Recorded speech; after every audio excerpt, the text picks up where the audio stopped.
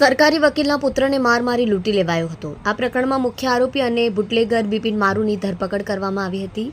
રાંદેર પોલીસે જાહેરમાં બિપિન મારુનો વરઘોડો કાઢ્યો હતો। જે વિસ્તારમાં ભાઈગીરી કરીને દબદબો બનાવ્યો હતો તે જ વિસ્તારમાં બિપિન મારુનો વરઘોડો કાઢવામાં આવ્યો હતો।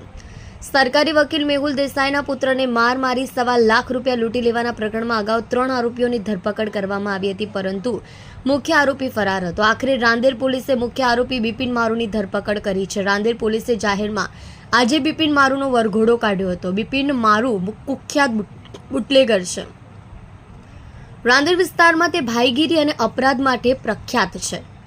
અગાઉ પણ તેની ઉપર પ્રોહિબિશન, લૂંટ, મારામારીના ગુનાઓ નોંધાઈ ચૂક્યા છે। જે વિસ્તારના લોકોના મનમાં ભય ઉત્પન્ન કરી ભાઈગીરી કરતો હતો તે જ વિસ્તારમાં રાંદેર પોલીસે વરઘોડો કાઢ્યો હતો। હાલ બિપિન મારુ 5 દિવસના રિમાન્ડ પર છે। રાંદેર વિસ્તારમાં પોલીસ કાફલો બિપિન મારુને લઈને નીકળી હતી ત્યારે રસ્તા પર સ્થાનિક લોકો એકત્ર થઈ જોઈ રહ્યા હતા। બિપિન મારુનો ભય લોકોમાં ન રહે આ હેતુથી પોલીસે તેનો વરઘોડો કાઢ્યો હતો। કલ્પેશ રાણાની સાથે જોતા રહો news 9 Gujarati news channel, Surat.